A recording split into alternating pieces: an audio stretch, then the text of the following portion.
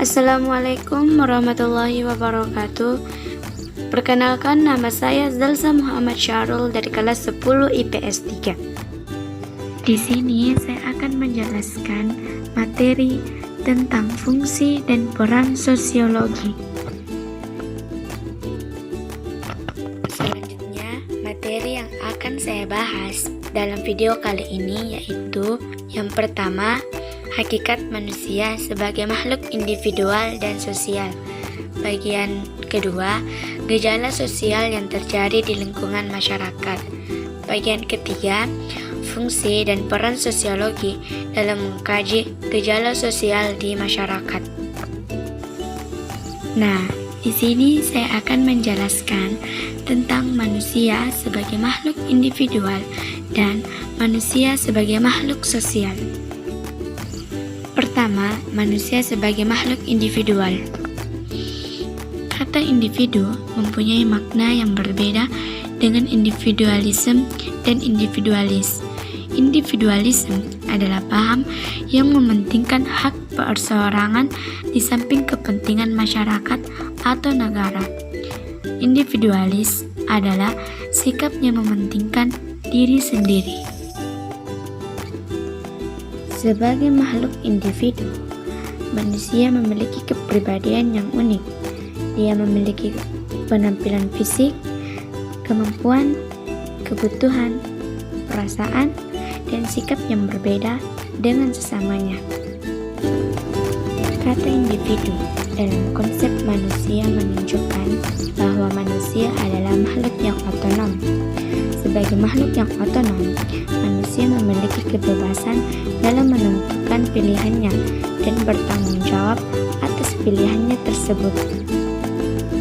Selanjutnya, bagian yang kedua yaitu manusia sebagai makhluk sosial. Menurut Aristoteles, manusia pada kodratnya adalah makhluk sosial. Dia tidak akan memperoleh keutamaan dan tidak akan menjadi baik jika dia tidak mempunyai teman dan merasa terasing dari masyarakatnya. Demikian halnya bahwa sesungguhnya manusia tidak akan dapat hidup sendiri tanpa kehadiran orang lain. Selanjutnya, materi yang kedua yaitu gejala sosial yang terjadi di lingkungan masyarakat.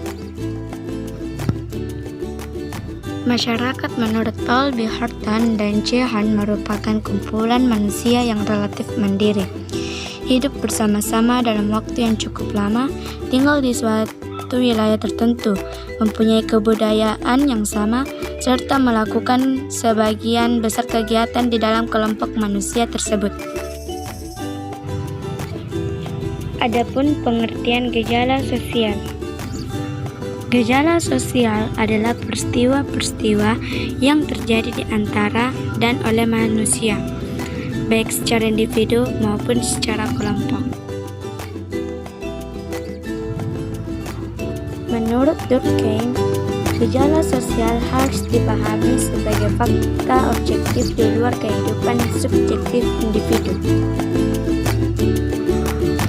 Gejala sosial antara lain yang mencakup gejala ekonomi, gejala politik, gejala budaya, dan gejala moral. Contoh gejala sosial antara lain adalah kemiskinan,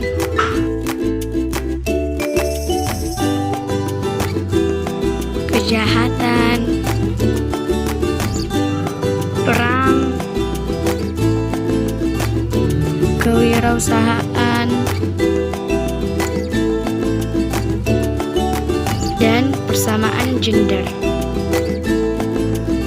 Bentuk dan jenis gejala sosial. Menurut Google Machersty, dapat dikelompokkan dalam bentuk gejala sosial yang menentukan, determinant social phenomenon, dan bentuk gejala sosial yang ditentukan, determined social phenomenon.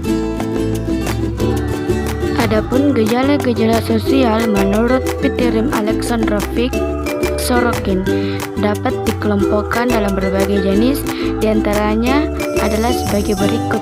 Yang pertama, gejala sosial religius, misalnya perayaan panen padi. Yang kedua, gejala sosial ekonomi, misalnya gejala menurunnya pertumbuhan ekonomi dan meningkatnya pengangguran. Yang ketiga, gejala sosial politik, misalnya terjadi praktik politik uang untuk memenangkan pemilu. Yang keempat, gejala sosial hukum, misalnya ketidakdisiplinan pengendara sepeda motor di jalan raya. Berdasarkan tingkatannya, menurut Norman Blakey ada tingkatan gejala sosial. Yang pertama, gejala sosial mikro, terjadi pada individu-individu dalam kehidupan sosial sehari-hari. Kedua, gejala sosial meso, terjadi pada organisasi, masyarakat, massa, dan gerakan sosial. Yang ketiga, gejala sosial makro, terjadi dalam entitas sosial yang lebih besar. Materi selanjutnya yaitu fungsi dan peran sosiologi dalam mengkaji gejala sosial di masyarakat. Istilah sosiologi pertama kali digunakan oleh Auguste Comte pada tahun 1798 sampai dengan 1859. Comte menyatakan bahwa sosiologi adalah ilmu tentang gejala sosial yang tunduk pada hukum alam dan tidak berubah-ubah. Halnya dengan Pitirim Alexandrovich Sorokin menyatakan bahwa sosiologi mempelajari hubungan dan pengaruh timbal balik antara aneka macam gejala-gejala sosial. Misalnya antara gejala ekonomi dan agama, keluarga dan moral, hukum dan ekonomi, serta masyarakat dan politik. Menurut Emile Durkheim, pokok pembahasan sosiologi adalah fakta-fakta sosial.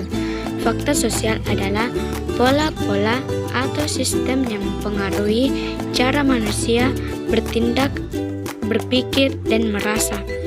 Fakta sosial tersebut berada di luar individu. Fakta sosial mempunyai kekuatan memaksa atau mengendalikan individu tersebut. Selanjutnya, sosiologi dan pengetahuan umum. Sosiologi memiliki perbedaan dengan pengetahuan umum pada dua hal penting. Yang pertama, para sosiolog menggunakan imajinasi sosial. Ketika melihat rutinitas kehidupan sehari-hari, para sosiolog melihat lewat cara pandang yang berbeda. Yang kedua, para sosiolog melihat bukti-bukti dari suatu isu sebelum membuat kesimpulan. Istilah sosiologi berasal dari bahasa Latin dan Yunani. Asal katanya adalah socius dan logos. Socius dari bahasa Latin berarti kawan, tetapi dalam arti luas masyarakat. Sementara itu, logos dalam bahasa Yunani berarti kata atau berbicara. Ciri-ciri sosiologi sebagai ilmu pengetahuan yaitu sebagai berikut. Yang pertama, sosiologi bersifat empiris, yaitu berdasarkan hasil observasi atau pengamatan. Yang kedua, sosiologi bersifat teoritis, yaitu berusaha menyusun abstraksi dari hasil observasi. Yang ketiga, sosiologi bersifat kumulatif, yaitu teori-teori sosiologi dibentuk berdasarkan teori-teori yang sudah ada sebelumnya dalam arti memperbaiki, memperluas, dan memperhalus teori-teori lama. Yang keempat, sosiologi bersifat non-etis, yaitu tidak mempersoalkan baik buruk suatu fakta, tapi menjelaskan fakta-fakta tersebut secara analitis. Objek kajian sosial adalah masyarakat. J.L. Gillen dan J.P. Gillen mengatakan bahwa masyarakat adalah kelompok manusia yang terbesar. Mereka mempunyai kebiasaan, tradisi, sikap, dan perasaan persatuan yang sama. Sementara itu, menurut Ralph Linton, masyarakat merupakan suatu kelompok manusia yang telah hidup dan bekerja sama dalam waktu yang cukup